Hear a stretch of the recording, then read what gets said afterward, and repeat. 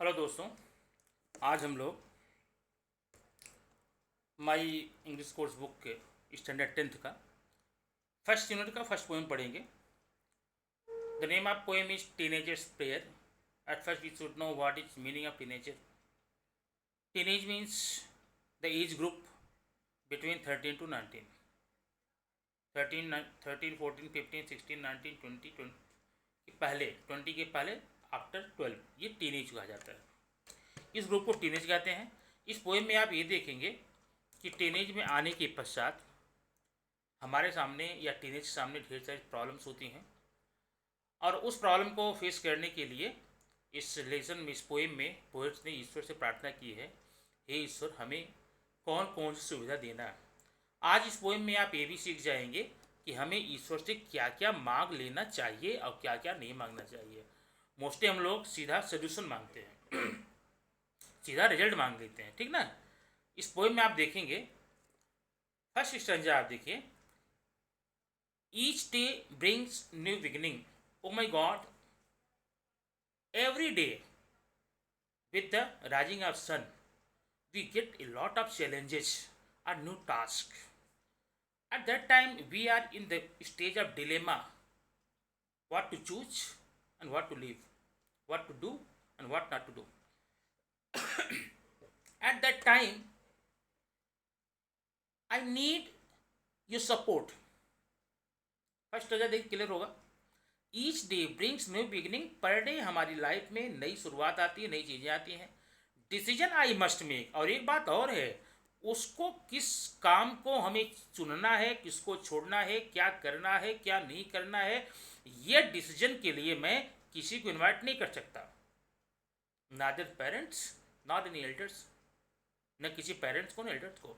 हे ईश्वर, decision तो हमको ही लेना है, डिसाइड तो मुझे ही करना है। I am the only one to choose the road that I will take. जीवन के जिस रास्ते को मुझे चुनना है, वो रास्ते का चुनाव मैं करूँगा, केवल मैं करूँगा, और किसी को उसकी अनुमति मैं नहीं दे सकता। The road that I will take, I am the only one to choose, none but one, none but me.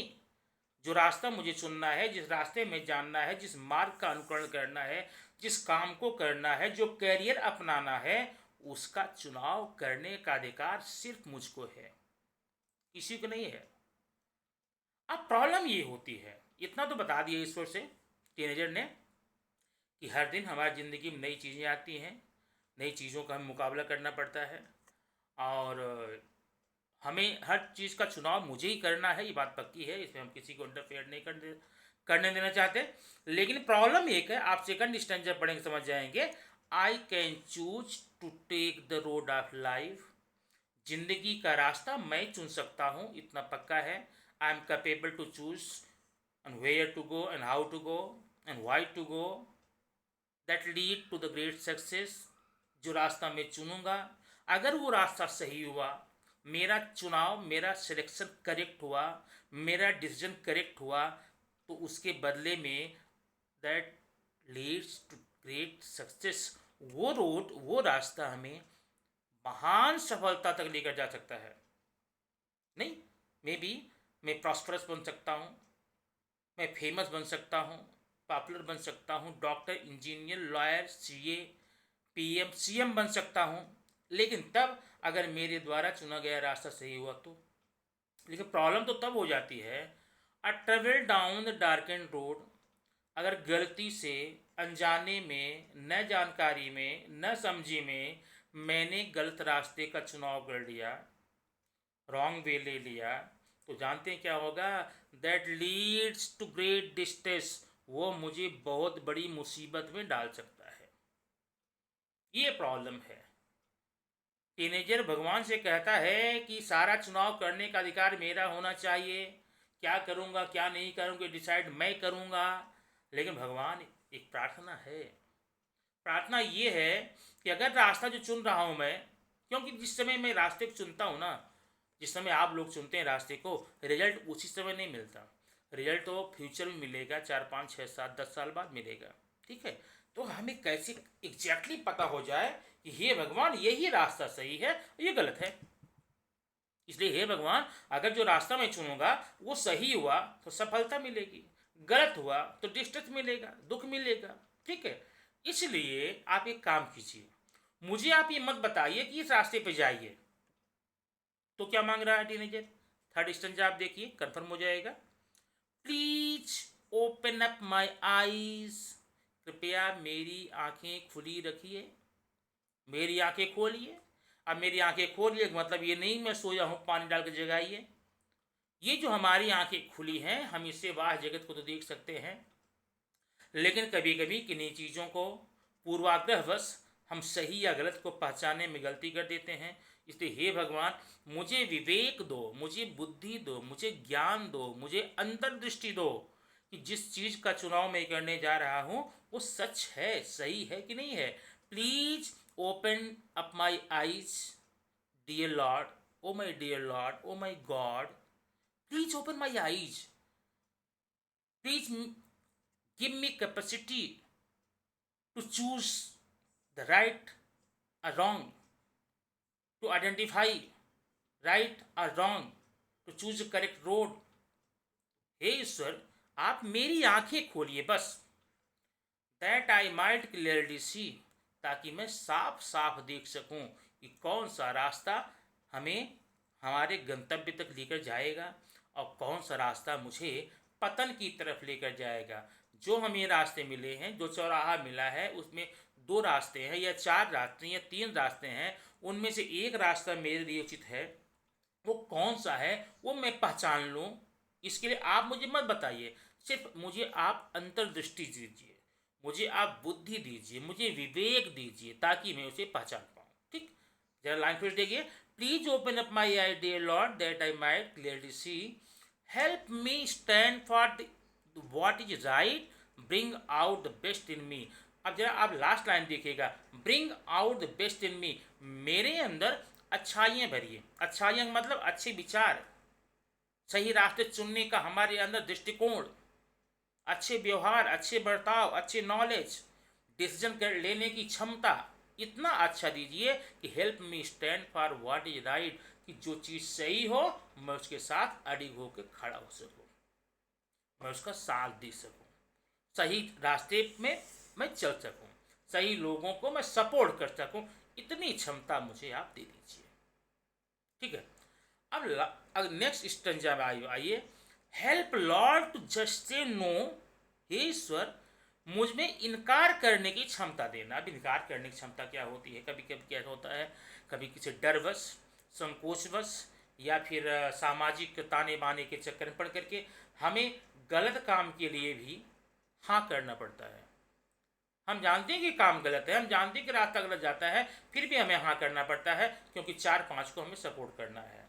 They may be from my family, from my friendship circle, okay, from my society, may be anywhere, कहीं से हो, हमें उनके दबाव में आकर, pressure में आकर के रॉन्ग को राइट को रॉन्ग बोलना पड़ता है। लेकिन हे ईश्वर, मैं ऐसा न करूं, मेरी हेल्प करना कि जो गलत हो उसको मैं गलत बोल सकूं, उसको अपने से दूर रख सकूं या खुद को उससे दूर रख सकूं, इतनी क्षमता मुझे दे देना। When temptation comes my way, जब मेरे रास्ते में, मेरी जिंदगी में मेरे अंदर टेम्पटेशन आए, बैड थिंकिंग आए, बुरे विचार आए, उनको मैं अपने से इनकार सकूं, नकार सकूं, दूर कर सकूं, अपने से अवॉइड कर सकूं, ये क्षमता मुझे देना, या ऐसा करने मेरी हेल्प करना। That I might keep my body clean, मैं अपने शरीर को स्वच्छ रखूं। अब स्वच्छ रखने का मतलब ये नहीं है कि एक बढ़िया सा साबुन लेकर के नहा करके अच्छे से परफ्यूम या सेंट का यूज़ करेंगे।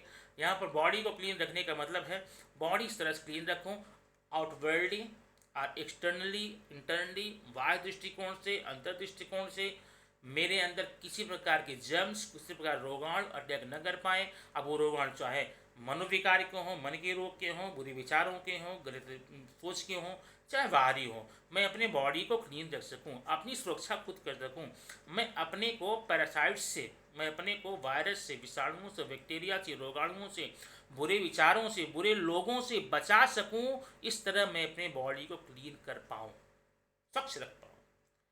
And fit for the life each day. अपने शरीर को इस प्रकार से मैं सुरक्षित रख पाऊँ, सेफ रख पाऊँ कि फ्यूचर में आने वाले किसी भी समस्या के लिए मैं अपने आप को फिट पाऊँ, अपने आप को योग्य पाऊँ, अपने आप को मैं समर्थ पाऊँ, ताकि उसकी उस मुसीबत से छुटकारा पा सकूँ। नेक्स्ट स्टेंजा आप देखेंगे, नेक्स्ट और last, when my teenage years are over, जब मेरी टीनेज पूरी हो जाएगी।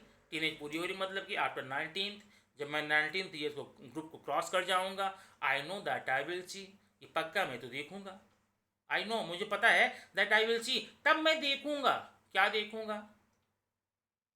वहां पर ईश्वर को बोलता है, तब मैं देखूंगा कि क्या देखूंगा, कि क्या मेरी life, it means between teenage 13 to 19 अच्छी थी, सुंदर थी, मैंने अच्छे काम किए। अगर मैंने अच्छे काम किए, ये मैं अगर देख पाऊंगा आफ्टर टीनेज, तब मैं ये सोचूंगा, with you waking next to me, ऐसा इसलिए हुआ कि आप मेरे साथ साथ चल रहे थे। ठीक है, या फिर देख लीजिए इसको, when my teenager years are over, जब मेरी टीनेज ओवर हो जाएगी, समाप्त हो जाएगी, I know that I will see, मुझे पता है, मुझे तब पता चल जाएगा कि that life is lived its very best, मैंने ज़िंदगी बहुत अच्छे से जी थी, बहुत अच्छे से मैंने ज़िंदगी बिताई, अपनी टीनेज की ज़िंदगी। क्यों? क्योंकि आप मेरे साथ साथ थे, आप मेरे साइड में थे, आप मेरे पक्ष में थे, आपने हमेशा मुझे सही रास्ता चुनाव करने का, सही डिसीजन लेने का क्षमता विकसित किया, योग्य बनाया। उसके लिए आपको बहुत बहुत धन्यवाद। ये पोएम जेमोस के द्वारा लिखी गई एक पोएम है। Every teenage must read it poem and they must follow what has the poet told in this poem, because in this poem you can see, now nowadays near about mostly teenagers are like a parasite. They are dependent upon their parents, elders, god, temples, sadhus, sant. No one is ready to go to the god. God के पास जाने का मतलब ये नहीं कि आप मंदिर की भक्ति कीजिए, घंटी बजाइए।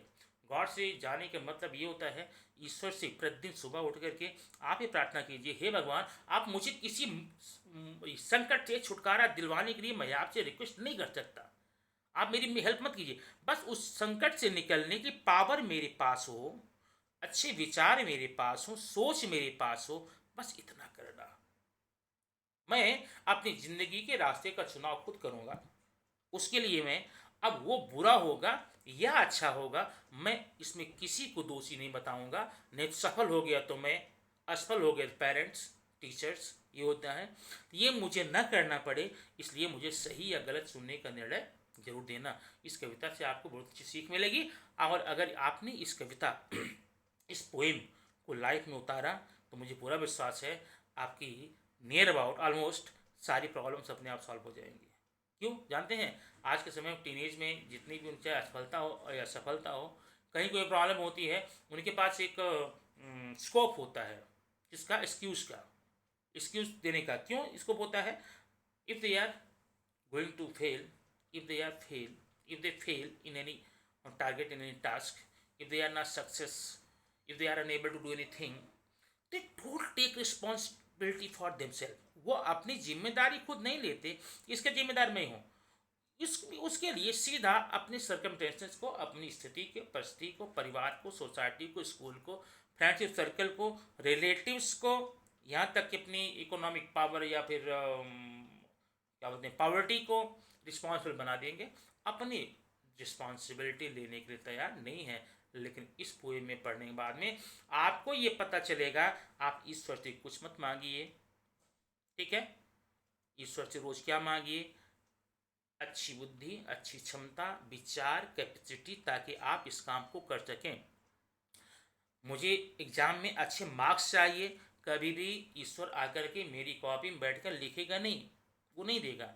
हाँ, ईश्वर से आप ये मांगिए, हे ईश्वर, मुझे इतना अच्छा दृष्टिकोण दीजिए, अच्छी बुद्धि दीजिए, अच्छी सोच दीजिए, ताकि मेरा मन पढ़ाई में लगे और मैं स्टडी करके अच्छे मार्क्स लेकर के अपने परिवार का, मम्मी पापा का, विद्यालय का, राज्य का, देश का, पूरे विश्व का नाम कर सकूं, ठीक ना, और दुनिया में दुनिया के कल्याण लिए कल्याणकारी कार्य कर सकूं, ठीक है। मुझे उम्मीद इस पोएम पढ़ेंगे।